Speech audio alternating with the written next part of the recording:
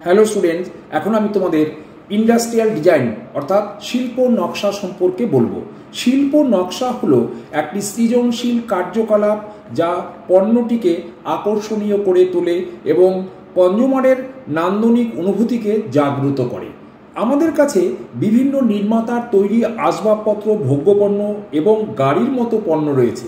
এইভাবে নকশাকে আকৃতি, রং, skin, pattern, অলঙ্করণ ইত্যাদির সাথে সম্পর্কিত বৈশিষ্ট্য হিসাবে সংজ্ঞায়িত করা হয়।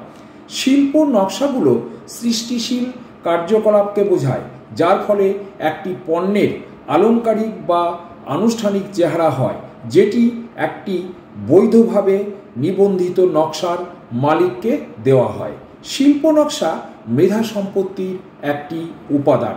শিল্প নকশা আইনের অপরিহার্য উদ্দেশ্য হল শিল্প উৎপাদনের নকশাগুলোকে প্রচার ও সুরক্ষা, নকশা তৈরিকারী ব্যক্তির সৃজনশীলতাকে স্বীকৃত করা, একটি পণ্যকে আকর্ষণীয় করে তোলা এবং নান্দনিক আবেদন করা। এটি শিল্পক্ষেত্রে উদ্ভাবনী কার্যকলাপ প্রচার করার উদ্দেশ্যে করা হয়। ট্রিপস চুক্তির অধীনে শিল্প নকশা সুরক্ষার ন্যূনতম মান প্রদান করা হয়েছে। একটি উন্নয়নশীল দেশ হিসাবে ভারত ইতিমধ্যেই এই ন্যূনতম মানগুলির জন্য তার জাতীয় আইন সংশোধন করেছে।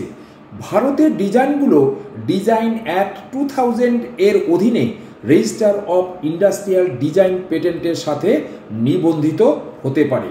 ভারতের শিল্প নকশা সম্পর্কিত বিদ্যমান আইনটি নতুন ডিজাইন আইন 2000 রয়েছে এবং এই আইনটি দ্রুত প্রযুক্তির পরিবর্তনের সাথে উন্নতি সাধন করবে।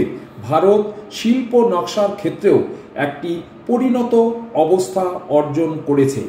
অর্থনীতি বিশ্বায়নের পরিপ্রেক্ষিতে বর্তমান আইনটি পরিবর্তিত, প্রযুক্তিগত এবং বাণিজ্যিক দৃশ্যের সাথে সামঞ্জস্যপূর্ণ। Thank you.